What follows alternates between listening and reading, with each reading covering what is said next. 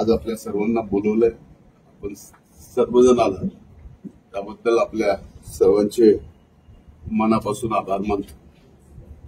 परवा दिवशी आपल्या या बीड जिल्ह्यात पुन्हा संबंध माणुसकीला काळीमा फासणारी घटना घडली आणि एक फार मोठा उच्चाभ्रू जो स्वतः उमाखेर परवा दिवशी ही घटना बाहेर आली त्यावेळेस कळालं की एका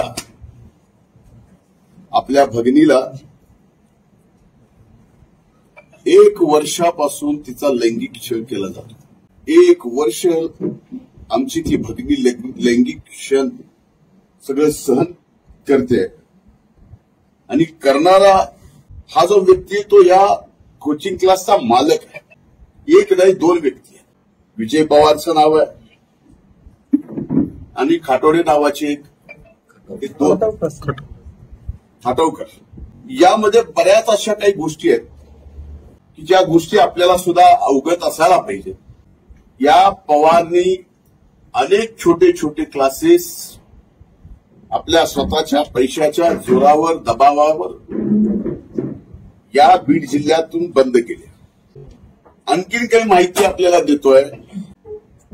गुन्हा नोंद झाला त्या दिवशी 11 वाजता इथले स्थानिकचे आमदार संदीप क्षीरसागर या आरोपी सोबत होते.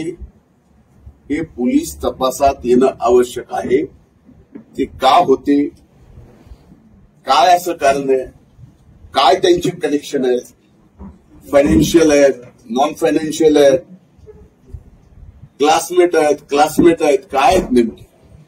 या क्लासेसच्या बाबतीत दबून होती की इथं मुलींवर अत्याचार होतोय, लैंगिक अत्याचार होतोय, अल्पवयीन मुलीवर लैंगिक अत्याचार होतोय आणि हे होत असताना फक्त आपली इज्जत वेशीला टांगली जाऊ नये म्हणून अनेक कुटुंबातल्या लोकांनी म्हणून सुद्धा अशा प्रकरणावर आवाज उठवला नाही की ज्यांचा छळ यांनी केला एक अक्षराने सुद्धा पुढे कुठे आले नाहीत. का तर आपली इज्जत बरी. शेवटी इज्जतीला सगळेजण घाबरतात. अशा माथेपुरू प्राध्यापक होऊ शकतो हाच माझ्यासाठी एक फार मोठा विषय आहे. माझ्या त्या भगिनीच्या वडिलांना जाऊन भेटून आलो. त्यांच्या वेदना पाहिल्यानंतर स्वाभाविकच ज्या कुटुंबात असं घडतं आपली मुलगी आपल्या समोर त्यावेळेस असते आणि तिच्यासोबत 1 वर्ष लैंगिक त्रास झाल्यानंतर त्यांची जी भावना आहे माझ्यासारख्याला तर सहन झाली. इतक्या नीच व्यक्तीला खरं तर इथं आपल्या जिल्ह्यात ग्रामीण भागातून शिक्षणासाठी शहरात येणाऱ्या गोरगरिबांच्या लेकरांना फीस कमी करण्याच्या आमिष दाखवून वाम मार्गाला लावण्याचे काम सुद्धा या ठिकाणी झालेलं आहे. ही जबाबदारीपूर्वक मी आपल्याला सांगतो. मी ज्यावेळेस बोलतो जबाबदारीपूर्वक, मी कधी आयुष्यात युटर्न घेतलेला नाही. जे बोललोय ते पुरावा सहित येणाऱ्या काळात आपल्याला दिसेल.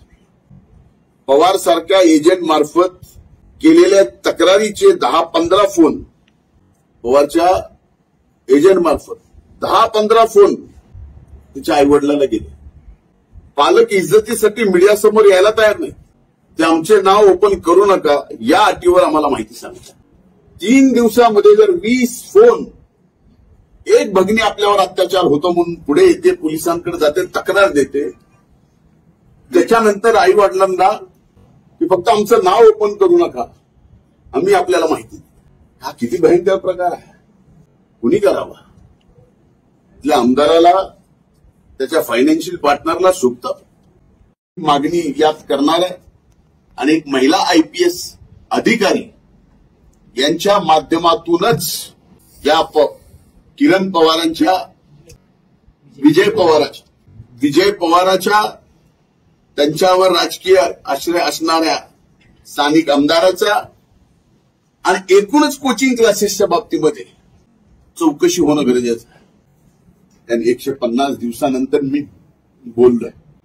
हात जोडून आजही बोलायची अशी घटना झाली नसती तर कदाचित मी आजही बोललो नसतो. आपल्या घरातली की आपला मुलगी, आपल्या घरातली आपली बहीण आहे, आपली लेक आहे समजून तिला न्याय देण्यासाठी आपण सर्वांनी प्रयत्न करावा, एवढीच हात जोडून माझी आपल्या सर्वांना विनंती आहे. धन्यवाद.